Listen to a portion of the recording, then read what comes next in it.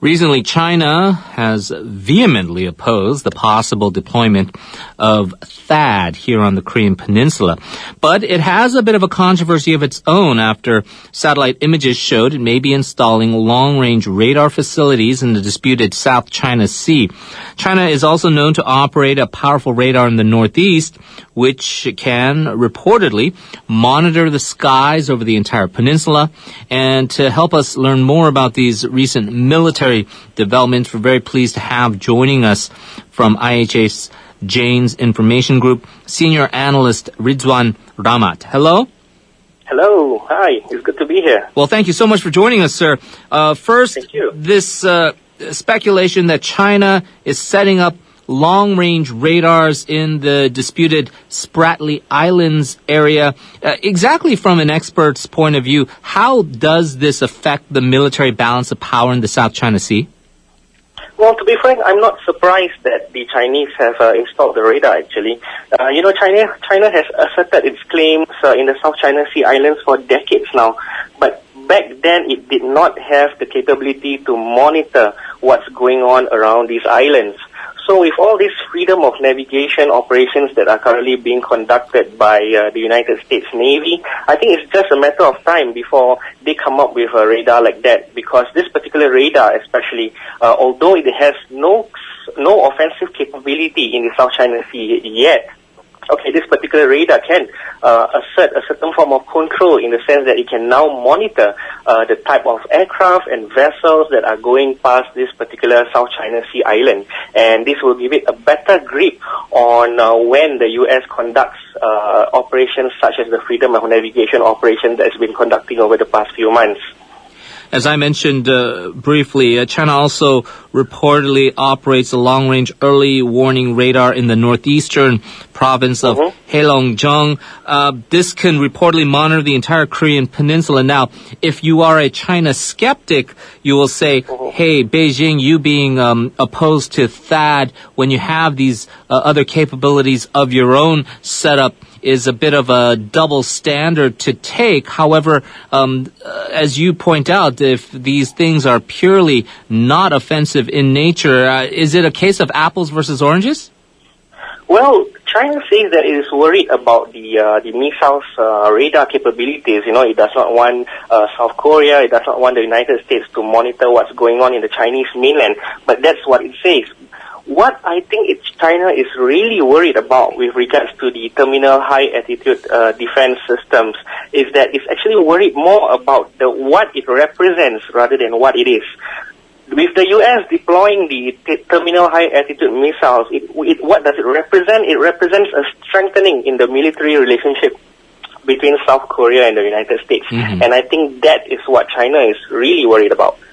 So it's really more the symbolism of having this there rather than the actual, I suppose, military balance that we're talking about.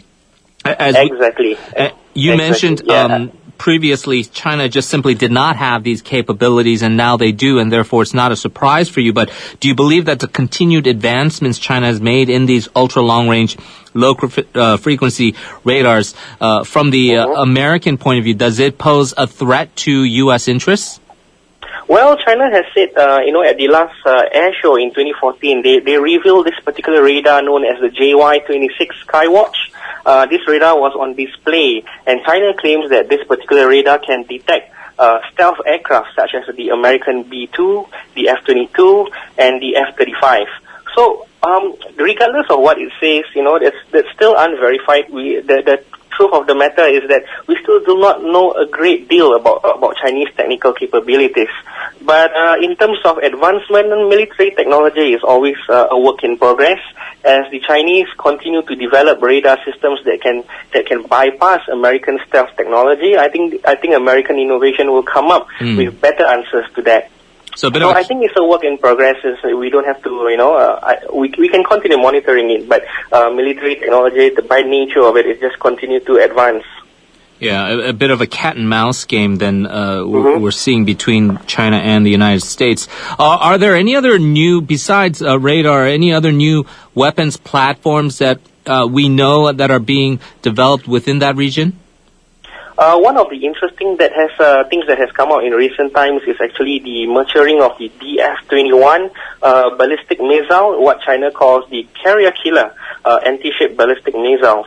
So this particular this particular missile is capable of hitting American interests within the particular sea of area of sea that is trying to deny. So as we can see, 20 years ago, in 1996, when there were some difficulties between China and Taiwan, the Americans sent not one but two aircraft carrier groups towards Taiwan, and China backed down.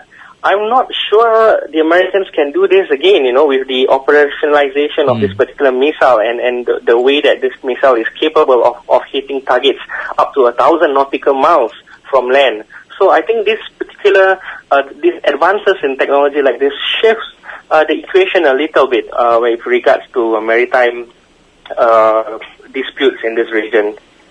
Now, we have China ramping up their capabilities, the United States trying to also demonstrate their intentions and their, of course, military prowess within this region, namely, as you say, the symbolic agreement with THAAD being possibly deployed here in Korea. How much more tense or tenuous do you feel this situation is here with this delicate balance of power between China and the United States right now?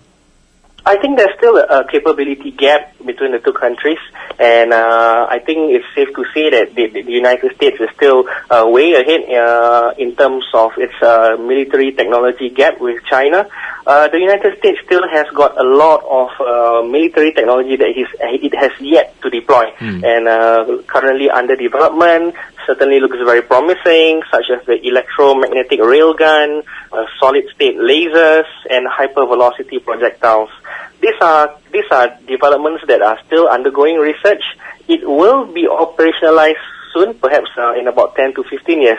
So when these technologies do come online, I think the United States, it will show to the world that the United States still maintains that particular capability gap above China. So in that particular aspect, I think there's still a lot more to come in terms of new military technology. And bottom line for South Korea, this is a very difficult position for them to be in, right? They have very strong economic ties with China, rely on them very much for their economic growth, but at the same time, they have this very strong security alliance with the United States. And all of these decisions, including THAAD deployment, are something that is a bit of a headache for South Korean policymakers. Yeah, it is. I mean, South Korea, in the end, I think you have to choose between the economic partnership with China, which is one of your biggest markets, and in terms of balancing security needs with North Korea's increasingly, how do I put it, unpredictable, perhaps, behavior. Yeah, that's the best word that I can find at the moment. It certainly will be interesting to see the decisions made by all the players in this region, including South Korea, as China and the United States continue to jockey for position. We will have to leave it there, sir, but thank you very much for joining us. Appreciate your insights. Thank you very much. That was Senior Analyst for IHS Jane's Information Group, Ridzwan Rahmat. Seoul City News is up next.